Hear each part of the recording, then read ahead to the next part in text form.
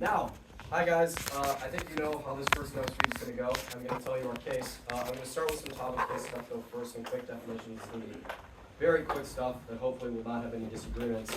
We're just going to define this house as a rational actor, a rational human being, and the framework is going to be what's best for this individual, their loved ones, just stuff that that person would probably care about. I think is all going to be included. And then we also want to add that this motion isn't going to be universalized. You're the only person who has the opportunity to know the exact moment of your death. Like, other people don't have access to it. It's not like some technology that everybody can like go out and buy. It's like some genie comes to you or something. However you want to imagine it, but you're the only one who's actually able to have it. Now on to Gov's first contention. This one's going to be pretty thick and there's a lot of subpoints for it, but it's just overall that knowing when you're going to die is going to be bad for you. We're going to start with two possibilities here. The first being that you find out that you're going to die pretty young or pretty soon. We know that if you know that you're going to die young, that's going to send your life into a complete tailspin. What are you going to do? You're probably not going to want to live the typical life where you go to school and then you get a job and you make friends and you do all of that kind of normal stuff because you're going to die young. You need to make the most out of what time you have left. So you'd love to not go to school, not go to work, maybe travel, make the most out of your life, but that's probably never going to be possible for the vast majority of people. Most people don't have the money or the resources to just not participate in normal life and go and try and like make the absolute most out of everything. And if you choose to not go to school, you choose to not have that normal life, then you miss out on all the things that actually make our life so enjoyable. It's easy for us to sit here and say, school sucks, we have too much work, work is hard, we work too much, all of that, but that's where you make friends, that's where you meet the people that make your life special, that's where you have moments that you look back on towards the end of your life and you remember them, and that's what makes you happy. Not traveling the world, not the things that you see, but it's the people that you know. And we think that fundamentally when you feel this incredible pressure to not partake in a normal societal way of living and kind of make the absolute most of whatever time you have left, that's just going to give you this massive feeling of burnout, this massive feeling of pressure to do the most with your life, rather than participate in the normal activities of society, which most people end up finding incredibly fulfilling. You're probably just going to feel incredibly sad. You're not going to feel like you're capable of doing all this stuff. You feel so pressured to make the most out of life, just like we all feel burnt out when we feel like we have too much work or we're doing too much.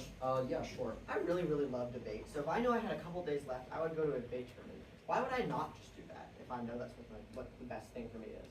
I mean, I think the thing is though, like when you're considering when you have so little time left, you feel like you absolutely have to make the most out of it. Maybe you do want to go to a debate tournament. Presumably, there's other things that you also enjoy doing, other people that you also want to see. And when you feel this massive pressure to do all these things at once, that's really hard. You're also not finding out like, oh, I'm going to die in 5 days. It's a certain number of years, but it's a small number of years. That pressure is going to feel really hard to figure out what you're going to do with that time. The second possibility is, of course, if you're going to find out that you're going to die later. We think this is also really hard because when you're older, when you're coming closer to your death, you're going to feel so much pressure to like leave this kind of lasting impression, have these great final moments with people. You're going to feel incredibly sad because of like the small amount of time you have left as you approach the end of your life, and it's going to make that time in your life where you should be able to kind of be retired and enjoy yourself much more difficult. The third point is kind of on this idea of what life is actually about and why knowing when you're going to die derails a lot of what makes life so exciting and why that's so harmful for you. The first facet of this is uncertainty. We think that the reason why people act the way we do is because we live our lives with a sense of urgency because there's not some kind of fixed end date.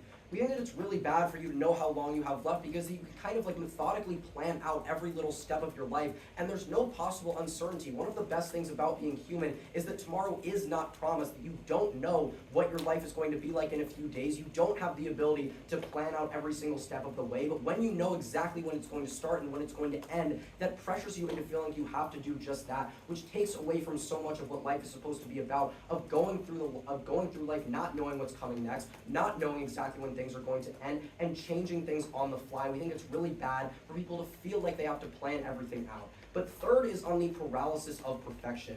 We think that knowing the exact moment of your death will lead to this unrealistic pressure to like perfectly plan your life out, which is going to lead to this constant state of overall dissatisfaction because again, you feel this immense pressure to ensure that every single moment is maximized. You're going to overthink, you're going to second guess yourself, and you're going to feel the need to use the amount of time that you have left absolutely perfectly, which isn't how people feel in the status quo right now because you're living your life day by day rather than constantly thinking about that future possibility when you're going to die. And truly, that is the fundamental piece piece of this contention that I want you all to understand. The difference is that we as humans right now live our life day by day. We can plan for the future, but we don't know when we're going to die. We don't plan out our entire life in its entirety, knowing a start and end date. And that is what's so incredible about being a person, about living a normal life and taking the great moments that you have and enjoying them, rather than thinking about the possibility of, oh, maybe I could be doing something better, maybe I could be doing slightly more with my life. We think that it's good for people to be able to live a normal life and enjoy what comes out of it, rather than planning everything out. But the second contention is on why this is also really bad for your loved ones. We think that this pretty clearly fits into the framework. As a person, you care about your loved ones, you want them to feel happy, and especially during something like death, which is incredibly hard for the people around you to deal with, you want your loved ones to be happy, you want them to be safe. We think that obviously your loved ones are going to be more impacted by your death than you are. Once you die, you're gone. You don't have anything to feel about it, but your loved ones are left behind to live out your memory, to cry for you, to mourn for you, to feel sad for you. And we think that when you know when you're going to die, it's incredibly likely that you're going to want and feel pressure to tell your loved ones as well. What does this mean? We think this is really, really bad for the people around you in your life for a couple of different reasons. Firstly, they're just going to be incredibly sad. When you know that your friend is going to die soon, you know that they're no longer going to be a part of your life, you're going to feel the same feeling that you feel after they die, but also before they die. That's an extended period of mournful sadness, which is an incredibly hard and sad thing for somebody to have to deal with. You don't want your loved ones to go through that more, and also you're going to see them go through that more. It's incredibly, obviously when you know that you're going to die, you're not going to want to leave people sad, but you are going to see the people in front of you, the people that you love most, being sad about your death, being sad to a degree that they probably aren't going to get about almost anything else in the world, and you have to watch that. That's incredibly hard for you. But it also makes those kind of final moments in your life feel so odd. You feel like you have to leave this one final great lasting impression on everybody in your life. You need to have that final conversation where you impart all of your feelings about that person, where you tell them whatever it is that you really want them to know, but truly that's not what life is supposed to be. You're not supposed to be able to have that perfect final moment. That's why you take every moment that you have with those people that are older, that you know are closer to the end of their life. That's why those are so valuable, because you don't know when that very final moment is going to be, and you don't feel the pressure to create one super important final moment. We think that it's bad for your loved ones to feel that kind of pressure and feel that kind of sadness. Because it's bad for you and it's bad for the people in your life, we're so proud to propose. Thank you. All right, I thank the Prime Minister for an excellent constructive speech, and now invite the Leader of Opposition to give a constructive speech not to exceed 8:30. Hear, hear. Hi, my name is Eloise Little-Gottesman. I use she, her pronouns. My time will start on my first word. Judges, how is life measured? Is it in the years you were alive or in the years you truly lived? We say that the most universal thing in life is the knowledge that we will die at some point. And the most pressing fear in life is guessing when. On off, we urge you to seize the opportunity to know. Really quickly on framing, we agree with most of their framing. We just want to clarify that if this is a rational actor, we say that this is not going to be like a 5-year-old or a 10-year-old. This is probably going to be someone who's 17 or 18, because we say once you are adult, that's when you have the autonomy to decide. We're not asking a 5-year-old, do you want to know when you're going to die, because they can't make a rational decision about this. That seems pretty clear. Okay, our first contention is on seizing the day. Because we know we'll all die at some point, we say that knowing exactly when improves your ability to live while being alive. We say that the fear of dying and nihilistic emotions aren't going to be as strong as the government team wants you to believe. Why? 3 main reasons. First, we say the average person dies in their 80s. So the probability that this house is going to die at an average age is pretty high. We say that, most people aren't going to die when they're 20. So maybe, yeah, you'll know you're dying at an average time, and we say that that's not going to have all these terrible nihilistic effects on your life. But then second, even if you are going to die when you're 20, you are going to die when you're 30, then we say you'll be able to seize that little time you have left in your life and not waste it. And then third, we say that as people get close to death in the status quo, with old people and sick people, they're often able to come to terms with it. We say that it's likely you'll be able to do that as well. You're able to look back on your life with joy, and you're able to come to terms with the fact that death is a natural part of life, and it's something we all go through. Okay, our subpoint A is on spending time well. So much of our lives is spent sitting at desks, doing work, and doing things that don't bring us joy, because we've created this system that says, do your work work, pay your dues, and then you can enjoy your life at some point. Well, this may be okay if I'm gonna live till like 80. If someone dies at 20, then they probably want to have spent their time doing things that fulfill them, doing things that bring them joy. We put off taking care of ourselves, going on trips, spending time just doing things that make us happy for a later date. We say we have to pay our dues, we have to work, and then we can have fun. But in our world, you can actually know that you can accomplish these things before it's too late. You know, okay, maybe I am gonna die at 25, but I'm gonna spend those 25 years of my life filled with joy, filled with happiness, instead of filled with work. In their world, the same person who's dying at 25, maybe they spent those 25 years of their life studying really hard in school to get a really good job so that they could do that job and then late in their life have a really good time. They were putting it off and then they never got to have that joy. We say that that is not a fulfilled life. That is years alive but not years lived. And then subpoint B is that you can accomplish more. In the status quo, we also wait to do things until we're ready, until it's the right time. And often we realize there was never a right time, and life has passed us by. This would not happen in the off-world because you are able to know, I have this much time left, so I'd better seize the day and do this thing now. Even if it doesn't work, this is my chance. This is my only chance, and I'm gonna do it. And in the government world, you either don't know and you die before you can even try, or you just continuously put it off. And then our subpoint C is just on fun. Measure your life in time truly lived. It doesn't just have to be things like traveling, things like, big expensive things. We say that time spent lying in the sun, hiking, traveling, spending time with friends, those are all things that are fulfilling. Those are all things that we put off in favor of working, in favor of studying, in favor of things that don't bring us joy. And we say that if you are going to die, you want to spend your time doing that. And so the main impact of this is just that you'll be able to actually have a fulfilling, happy life, no matter how long your life is going to be. Our second contention is on closure. So point A, knowing the exact moment of your death gives you the opportunity to give your loved ones closure. Now, so if I know I'm gonna die soon, then I know it's time to say goodbye. However, this is not necessarily telling them you die, but healing old wounds and leaving things on a good note. You don't have to say, Mom, I'm gonna die tomorrow, so I really wanna say goodbye. We say that that probably is gonna make you seem like suicidal or insane, and a rational person probably isn't going to go tell someone that they're going to die. However, things like old fights, old wounds, like resentment, if I, say I got into a fight with my mom when I turned 18, and maybe I was like, okay, in 20 years, I'll reconnect with her and I'll become close with her again. In their world, you might die before that happens. You might die with your mom thinking you hate her. However, in our world, you can heal the old wounds. You can spend the time with them. You can tell them you love them before you die. Subpoint B is that closure is super important for the mental health of your loved ones. So many deaths come as essentially a shock, like car accidents. And in those instances, death is horribly painful. Family might feel like they didn't get the time to say goodbye to you. And that is the type of sorrow that sticks with you for life. The opposition gives you a large amount of remedy for that problem. We allow you to spend time with as much time as you can with your family, and we allow you to tell them that you love them, to tell them that to heal old wounds and unresolved fights. And so subpoint C is that knowing your loved ones will get closure improves your mental health. You really care about your loved ones, and we say that that looks like genuinely wanting them to be happy, even when it doesn't affect you, even after you die. So the impact of this is that first, your loved one's mental health improves. They don't die thinking you hated them. They don't die with these unresolved fights. And second, your mental health improves because, say you get into a car crash and you didn't know when you were gonna die and the last thing you told your mom was, I hate you. As you're dying, you're probably gonna be pretty regretful of that. That doesn't happen in our world. Okay, moving on to the government case. Their first contention is like knowing you die is gonna be bad. Then they first talk about how you're gonna die soon.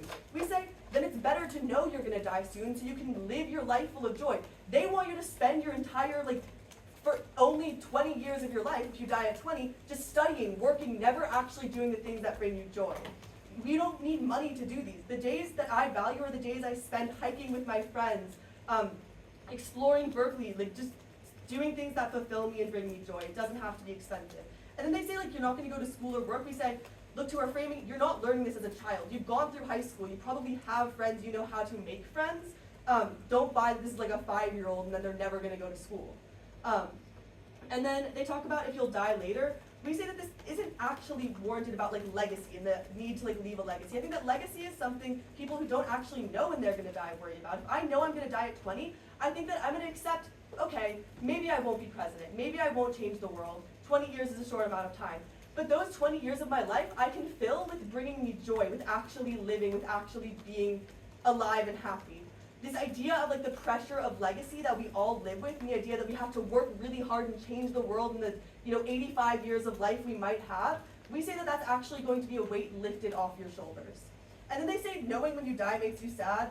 This argument assumes that this house is kind of stupid because they talk about how, planning your life is just going to really stress you out. If they thought of that in 15 minutes, that planning your life is really going to stress you out, then we say this house is probably going to think of that too, and not try and plan every single moment of your life. If there's something that makes you happy, you will do that. I'm sorry, I took the time. You will do that with the rest of your life. If planning is sad, you won't plan. And then they say that certainty is bad. You don't want to know when it ends. When I watch a movie, I know when it ends, I know when it starts, but I don't know what's going to happen in between. It's the same with your life. You might know when it ends, but the middle is still up to you. And then they talk about how there's always more you can do with your life. That's non-unique. That happens in either world. Their second contention, we say cross-apply a lot of our second contention about loved ones. We say that you don't need to tell them that you're going to die because that kind of makes sense that you wouldn't. You'll either seem suicidal or insane, especially if you buy their frame that you're the only one who knows. Who is able to know when you're going to die. But we say that even if you don't tell them when you're going to die, you can cross-apply that you won't die with fights. So for these reasons, I strongly urge an opposition ballot. Thank you. All right, I thank the Leader of Opposition for an excellent constructive speech, and now invite the Member of Government to give a speech now. All right. Is anyone not ready? Wonderful. Let's start my time in 3, 2, 1. The LOC gives a brilliant, very eloquent start to her speech by asking us what's more important, years alive or years spent living. But we tell you that you live your true life, the life that brings you more joy, far more in the government world, and thus I could not be prouder to propose. I'm Campbell Langdon, I'll be the MG. Order's going to go 2 observations, op case, gov case. First observation, 1 overview. Just generally, in a government world, you still know that you're going to die within the next 75 years-ish. Assuming you're a 17 or 18-year-old like they tell you in their framing, you're not going to live forever. That's what gives human life meaning, is that there is that element of uncertainty, is that you know you're going to die at some point. Okay, that's really important to note later once I get into op case. But secondly, just 1 comment on the op advocacy, is that they spent their entire LOC talking about how you're going to want to maximize every single moment if you learn you're going to die soon. And exactly, that's the point that the government is trying to make. If you feel as though you have to maximize every single moment, you feel as though you're trying to get the most joy out of every single second you're living, you're not going to get any joy out at all. Because you're going to be so stressed, so obsessed, so focused on getting this perfect life, which is never going to happen, that you're inevitably going to be less happy overall because of this fact. That's really important to note as we get into refutations. Now on line by line, let's start on the op C1 about seizing the day. You're going to be able to cross-apply a lot of what we say on our case, because really just 1 contention that both of us are arguing 2 sides on. But let's get into some line-by-line refutation on their first subpoint about spending time well. We tell you that working is something that you have to do to live your life. That's how you meet friends in school, or fund the ability to go and do things. Even if you're 17, you still have to work at some point if you want to make the most of your life. If you want to live a life at all, even if you find out you're going to die at 25, that's still going to happen. They can't just say oh, we're going to have no work whatsoever, no stress whatsoever, and somehow be able to do everything. That's just not realistic. But secondly, again, is that the opposition argument here is exactly the government advocacy. If you know at 18 that you have 7 years left to live, how much pressure would you, judges, feel to have the most joy as possible? What would you think? What would you want to do with your life? I'll tell you, you would try to make the most of every single second. You would focus so much on doing the best possible things, doing supposedly what brings you the most joy, that you wouldn't feel any joy at all. How are you going to be able to have the money to go to feel that happiness if you don't work? But more importantly, we tell you, you're not going to be happy even if you can. On their second subpoint about how you can accomplish more. We tell you that 1, in the status quo, people already feel like they have a limited amount of time to accomplish things. Look back to my observation top of case about how humans already have a limited amount of time on this planet. But secondly, we tell you that people feel the need to accomplish everything in this short frame of time, which makes it so difficult to accomplish anything. Again, if you found out you're going to die in 3 years and you wanted to do every single thing that you wanted to do, you want to accomplish so much, you'd have so much on your plate, so much to do, that you wouldn't actually be able to do anything at all. Insofar as that's the case, you actually accomplish far less. This can be turned really easily towards the government side. On the third subpoint about like having fun, I'm going to get into this more when I talk about Gov case, so more on that later. Second contention from the opposition side of the bench on closure. One just general response to a lot of what they tell you. Because the analysis we get from the LOC is that like you're not going to tell people and you don't have to tell people. And okay, if you buy that, then the closure argument is non-existent. Because if you don't tell somebody that you're going to die, they don't get closure. Like, for example, the example they bring up is like dying in a car accident. It's going to be so sudden, and they're going to get no closure. If you don't tell them you're going to die in a car accident, they won't get any additional closure. So, one, look at that. And two, we tell you that people are going to want to tell their loved ones, because humans are innate socially creatures, and when you find something difficult out about your life, of course you're going to want to talk to the people you love.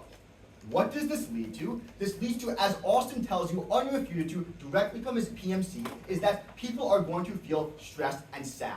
Because when your best friend dies, you're really, really sad. But if you know they're going to die beforehand, you still feel that same sadness. All it does is it makes the people around you suffer even more. Now for some more line by line after that broad overarching response. One, we tell you that like maybe instead of like healing old fights, you're going to be like a horrible person. And this is really, really important. They talk a lot about how like, oh, maybe you're going to be healing all these fights and doing all of these great things. But a lot of humans, rather, if you know you're going to like die tomorrow, maybe you like go be a horrible person because you know that there are zero consequences to your actions.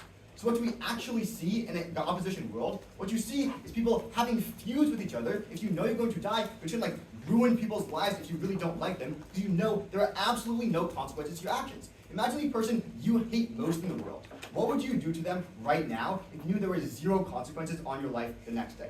We tell you that there's probably a lot, and you're probably going to do a lot of bad things and cause a lot of suffering. And even if you don't care about them, we tell you that even if you're gone, they still might want to get retribution in some way. If not on you, on your family, on your loved ones, people who you care about will still suffer. Suffering increases in an opposition world.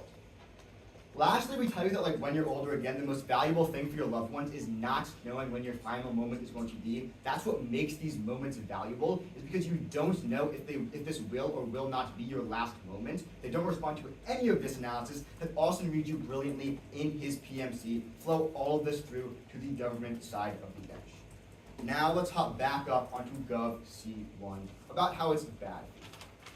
They kind of repeat themselves a lot. Like the first response to our subpoint is like, you know you're gonna die soon, so you're gonna like have more joy. But I already told you that you're gonna feel so much pressure to feel joy, that you're not actually going to enjoy anything. When somebody tells me that I like have to or should enjoy something, I'm way less likely to actually enjoy it. And then another response about how like you're not gonna go to school or work. I tell you, one, you have to, and two, that like school sucks sometimes and it's a lot of work, but it also has some of my best memories in my life. I met some of my best friends through it, all that.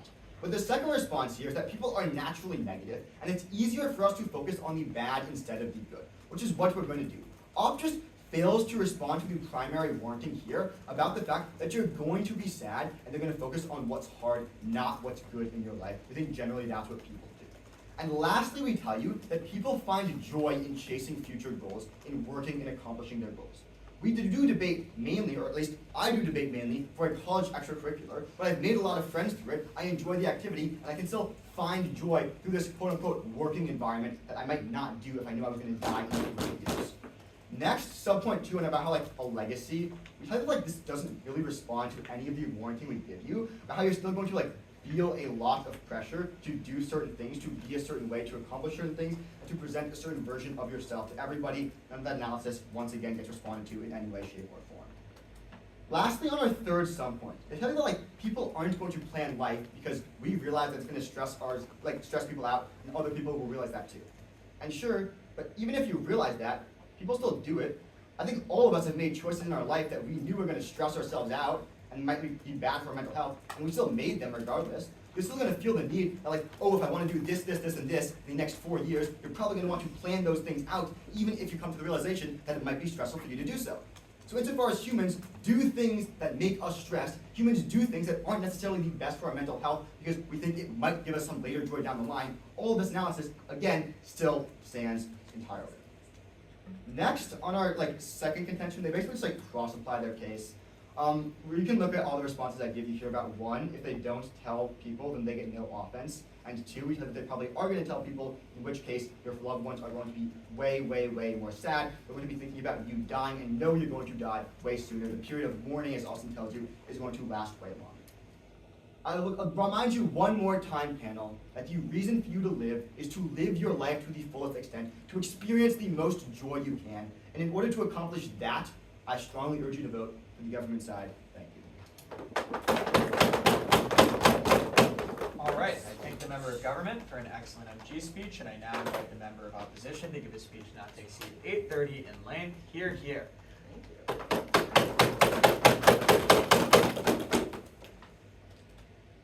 Government bases their whole case on people being really bad at doing things that make them happy. The problem is, if I know that I'm going to die soon, I'm going to know what makes me happy. And I know what makes me happy because I'm me. I'm going to go to tournaments with Eloise because I love doing that. I'm not going to do things that I don't like. I'm not going to go to work right now because I know that I don't like work right now.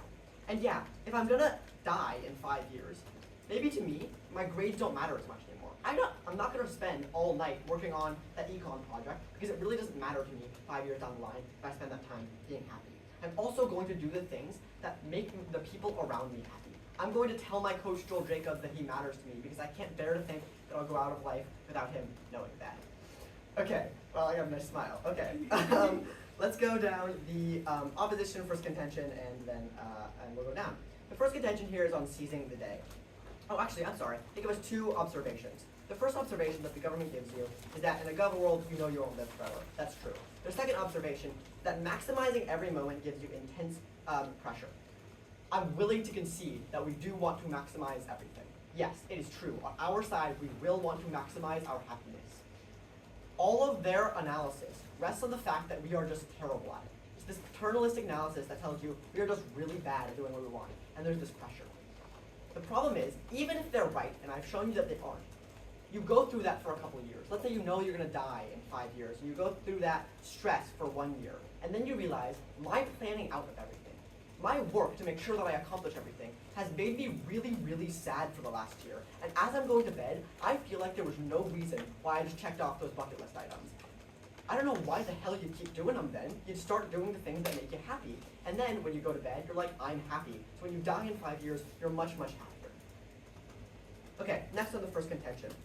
My opponents tell you that you're still going to have to work. So you can't just avoid work. Work is something you have to do. You have to make money. That's true. You still will have to work if you're going to die in 30 years. But I'm not going to do wasted work. I'm not going to work 5 days before I die. I'm going to do what's going to make me happy 5 days before I die.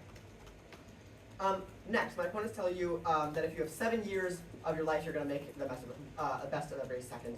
I'm going to reflect on my life. I'm going to know what's happening. But also, this argument is non-unique. Because notice right now, when you don't know these things, when you don't know when you're going to die, you have midlife crises, like many, many people do. And they say, I don't know when I'm going to die, but I am going to die, and I feel like I haven't done anything in this world, and so they still have this midlife crisis. So really this impact doesn't change anything on their world. What does change is that you can actually maximize because you know what's going to happen, or you know exactly when you're going to die. Okay. Yeah, next they tell you you want to accomplish everything, which means you really don't do anything. POI? Yeah, sure, I'll take a POI. Yeah, so if the thought of knowing that you're going to die at some point causes people to have a midlife crisis rather than just doing things that make them happy, why do you assume knowing the exact point when you're going to die is just going to cause people to be happy rather than have a complete crisis? Okay, my point is that this happens in your world. You may have a crisis right now when you learn that in 10 years you're going to die. You're going to feel a little bummed. And then in 2 months, you're going to get over it because that's how midlife crises work. In their world, the status quo, when you get over your midlife crisis, you go back to not valuing your life. You go back to work. In our world, you go, okay, I had that midlife crisis, and I know when I'm going to die, and I know it's in 7 years, so I'm going to maximize my life. Okay, they talk about wanting to accomplish everything makes you makes you do nothing. I already responded to this. Next, on our second contention about closure. We tell you that you get a whole lot of closure when you're able to talk to your families. And my opponents tell you, well, we said that you're not going to tell your families, so how are you going to get closure? Here's how. They're right, you're not going to tell your families. What you are going to do is you're going to spend time with them because you really love your family. I'm gonna spend time with Eloise. She's not my family, but she's really cool. I'm gonna spend time with her. I'm not gonna tell her that I'm gonna die really soon, but I am gonna tell her that I like her a lot. I am gonna tell her that she makes my life happy. I am gonna tell her those things, that I appreciate her presence, so when I die, it doesn't feel like I was ignoring her to my death. It doesn't feel to her like I didn't like her. Next, my opponents tell you that even if that they can prove that you're going to tell your family, because we are social creatures, and you learn this massive information, you want to be social and tell people. First of all, I just think that there are other outlets for this, like you can just be social in other ways. But second of all, it's pretty antisocial to tell someone that they're going to die, at the point where everyone in this room agrees that it will make them really sad. And what do people do when they're sad? Not be that social. So if everyone in this room agrees that it's going to be bad for them, you're not going to do it. Next, my opponents give you this term where they tell you if you know you're going to die soon, you're going to be a terrible person because there's consequences. And two responses to this. First of all, this seems unlikely given that most people in their final days aren't going to be crazy vengeful. Because this mechanism only works if you're going to die tomorrow. If I'm going to die tomorrow, I want to be happy. Because generally, I want to be happy. It releases dopamine in my brain. And like, kicking Eloise or kicking someone I hate doesn't give me a lot of dopamine. Well, you know. Second, we have existing structures like the police that prevent the worst forms of harm. So like, yeah, maybe you're not going to get punished by prisons, but someone can stop you and then, you wasted your last days. By the way, the government team themselves told you that your families are a massive impact to you, and at the point where I think we're clearly winning this contention, that's a clean place to put your ballot. Let's go to the government case. On their first contention about knowing how your death date is bad, we tell you seize the day, they cross-apply all their responses. Next, they tell you that you're going to go to school every day, or you're not going to want to go to school every day because you're going to maximize your moments. But that's problematic because school is happy. Okay, this proves that you're going to maximize your happiness. So yes, for me, school is not the happiest place, and I will go other places.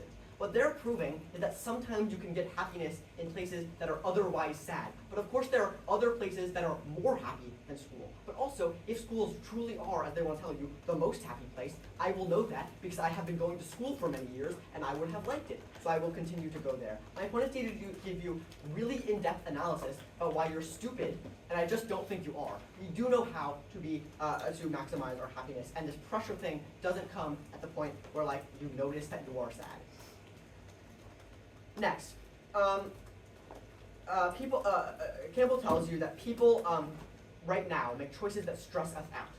They are right. And so they're trying to prove here that we will still make choices that stress us out. The reason that we make choices that are bad for us in the short term are because we think they will be good in the long term. In other words, I spend a lot of time on my grades even though I hate it because I know that in college it will help me or whatever.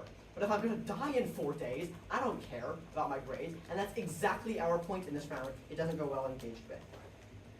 On our second contention about this is bad for loved ones, again, I am skeptical of their argument when it is all reliant on you telling your family, which is a thing that every single person in this room agrees is a bad idea. They told you it's a bad idea. They gave you a whole lot of offense on it. So we came out and we told you that was a bad idea, and my opponents agreed. If we could figure that out in less than 15 minutes, if we could figure out real early in our case, and you're going to go through a crisis in your life, if you're going to think about this massive new piece of information in your life, and how you're going to treat the next 7 years of your life such that your family is happy and that you are happy, you can figure that out pretty quickly. It's not that hard if we can do it, I really promise. At the end of this debate round, the family voter issue that my opponents told you is really important is cleanly voting for us. The other one as well about maximizing your life is helping us. What we needed from the last 2 speeches was really in-depth analysis about why you're bad. The only analysis that we got was that you have pressure, but the pressure goes away almost immediately when you figure out that there's not pressure because you just want to be happy, and the pressure goes away as soon as you realize that the pressure is bad. We needed better analysis. We didn't get it at that point. I negate. All right, I thank the member of opposition for an excellent speech, and now I invite the leader of opposition to give a rebuttal speech to close the debate from the opposition bench. Hear, hear. Judges, let's say I find out that I'm going to die tomorrow. I will not, say, get on the plane back to California and do homework for 6 hours. Instead, I'll go explore New Haven, call my mom, and spend time with my loved ones. We say that we are so proud to oppose this motion. So our first voter issue is on finding joy. Judge, one thing humans are really good at is having fun, is doing things that make us happy. The reason that we don't do this is because we feel the pressure to work, to go to school, to study, so that we can be successful later in life. If we took away all of the stress of, I need to get into a good college, I need to get into a good job, so I can make a lot of money, so that I can retire, so that I can, finally go have fun. If we take away that whole timeline, then we just get to move the having fun to now. And we say humans are good at that. When we want to maximize our happiness. Gov tells you that all we do is put pressure on ourselves and be unhappy. Look to my partner's beautiful warranting that, again, humans are good at knowing how to be happy. If we realize after like a month that putting all of this pressure and being like, did I do all of these things and am I filling out my bucket list and am I really, really happy? If we realize that that makes us unhappy, we'll stop doing it. Humans know when they're unhappy. This house isn't going to be like, well, I've been unhappy for a month, but I should keep doing that because eventually I'll be happy. No. They're going to realize they're unhappy, and they're going to stop putting that pressure on themselves. A terminally ill person can still find joy and experiences that fulfill them. Old people can still be happy. By ops analysis, any old person would just get progressively sadder as they get close to death. That's not the reality. They talk about the need to leave a legacy and do important things. Judge, this is one of the worst things about humans, is that all we care about is the world after we die, not while we're alive. We say that knowing when you'll die allows you to let go of these unnecessary pressures. You know you won't be president. You know you might not change the entire world, but you can make peace with that and find actual joy instead of, in the government world, always feeling like there's more you have to do and plan for. They argue that you have to go to school and get a job. And sure, maybe you have to get a job and finish high school, but one, you'll be done with high school when you find out, because we've all agreed it's 18. So you've gone to school, you've had friends, and two, you won't be working all the time and saving money for a later date because you know that you won't be around to spend it. Maybe you'll have a job, you'll be able to spend the time and seize that opportunity. Most of Gov offense about being stressed and sad is linked to doing things that stress you out. Why do we do these things? Because we are trying to invest in our future. That's not a problem in our world. We reduce this stress, we actually seize the day. Quickly, on the second voter issue of family and connection, I think that my partner summed this up really well, but we tell you that you'll be able to have the best closure with your family. Yes, you might not tell them when you die, but you'll be able to make sure that the last words you say to your mom weren't you yelling that you hate her over something small and petty. You'll be able to maximize the time you spend with your family. They say that this isn't actually closure, and sure, it's not telling them, hey mom, I'll die tomorrow, but it's leaving good memories. Most people generally want to be happy. Most people, the shock of someone dying, yes, that's going to be painful for your family no matter what. But if their memories of you are, she was with us, she spent time with us, not she was always at school, she was always working, she never spent time with us, then we say that that is the closure they actually need. They need the memories, the time, the love, and the healing of old wounds. And then quickly they talk about how you might go fight with your mortal enemy. First off, I think most people don't have mortal enemies. If I find out I'm going to die, what's in my mind is me and the people I love. It's not the one girl that pisses me off in my math class. And people want to be happy in their last days, not vengeful. And so overall, we say that if you want to maximize the years you are actually living, not just the years you are alive, the opportunities you have and the time you have left, I have never been prouder to oppose. All right, I thank the Leader of Opposition, and I now invite the Prime Minister to give a rebuttal to close the debate. Hear, hear.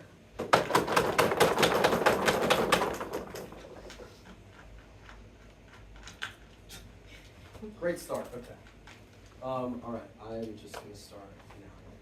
So the main narrative that you're getting from op throughout the majority of that 12-minute op block was that when you find out that you're gonna die soon, you're gonna just make the most out of your life and be super happy and everything's gonna be great. And in debate, I love to try and be eloquent and say the right thing, but they're just wrong. I think that it's really clear to see here that the actual points that we've talked about throughout this speech, in both my speech and in MG, have just generally not been responded to very well overall. Let's first start on why the clearest reason why you should vote for Gov is that if you find out that you're going to die young, you are not going to be happy and you're going to feel this incredible amount of pressure. It's not nearly as simple as what they try and frame it as. It's not that you're going to go and it's not that you're going to die in a week, so you're going to go to a debate tournament next weekend because you like that. You're going to have a few years to live maybe, and you're going to have to find out the way to make the most out of that. What they also never respond to is the fact that it's not just about maximizing your happiness. You're going to want to make the most out of your life, to have done something, to have left an impact. They talk all the time in this op law about how badly people want to leave a legacy. We think that making the most out of your life is an incredibly high pressure thing to do, and you're going to feel the need to do so much that it's going to cause you to burn out and not be able to focus on the things that actually make you happy. They say that people are so good at being happy, but they're obviously not. This is why we have massive mental health crises. This is why people do things for their entire lives that they actually hate. It's not so easy to be happy. But more importantly, let's talk about the midlife crisis example that they gave themselves. Because Jacob is a fantastic debater, but he did not answer that POI. Because what I said was that if people having a midlife crisis because they know that they are going to die at some point in the future, if knowing that causes you to go into a crisis, then why would knowing that to a certainty, to an exact date, cause you to all of a sudden be super happy? Obviously, eventually you do return to your normal life after having a crisis, but that's exactly because you don't know when you're going to die. When you know exactly that you're going to die, you know when it's going to happen, it is impossible for you to ever leave that crisis because your entire life now revolves around making the most out of the time that you have left. They give you the example themselves. When people consider the fact that they're going to die, it makes them unhappy, not happy. That's clearly proven, and it wins us the round outright. Because the people that are obviously the most impacted in this round are the ones that find out they're going to die young. If you find out you're going to die at 85, you already estimated something like that, and both sides have agreed on this. So the people that are most impacted are the ones that find out that they're going to die young, and insofar as we have clearly proven to you that they are going to be unhappy, we win this round. Oh, and I also forgot one more reason why that's the case that they also didn't respond to, which is the means to do it. Because this came out of PMC. We told you that most people don't have the money or the resources to go and do all the things that make them happy.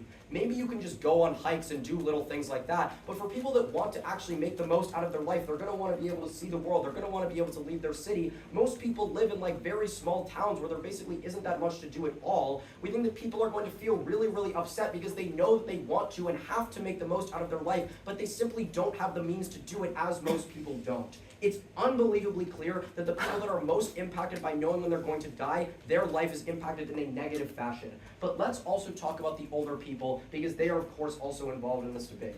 We think that we see here that the most important thing that we've both talked about on this is loved one's closure. As we've both agreed, you kind of know that you're going to die older, like later on in life, presumably, so knowing it doesn't impact you directly.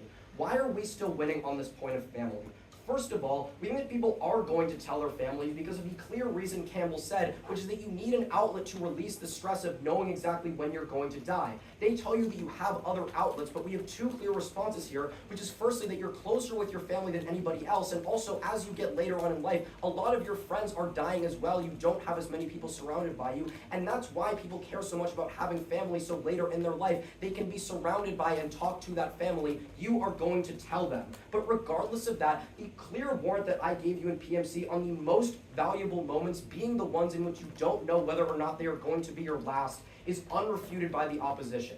What did we tell you? We told you that what makes those moments that you have with your oldest relative special, and it also makes them special for those older relatives, is that they don't know if they're going to be that final time. Nobody feels pressure to leave some kind of lasting message on the other person. You're just spending time together because you love each other, and that's all that actually matters. Nobody knows if it's going to be the final time that you get to say I love you, but you say it anyways because you mean it. It's not about leaving some final impression. It's just about spending time with somebody that you love, and that's always going to be more valuable than closure, because you care about the moments that you have with people more than you care about how they feel about you after the fact, which we also told you in PMC and they also didn't respond to. We're telling you really clearly that if people know that you're going to die, they're going to be incredibly sad, you're going to have to watch them be sad, and you lose out on those most valuable moments that define the end of people's lives. It's unbelievably clear in this debate that whether you die young, die old, or somewhere in the middle, knowing exactly which of the three it's going to be is going to make your life worse. And for all those reasons, I could not be prouder to be Gov. Thank you so much. Round round, guys. Should we leave the room, Judge? Yes, everyone should leave the room. Are you guys gonna You guys too. talk about it? Yes. Are we submitting independent ballots or?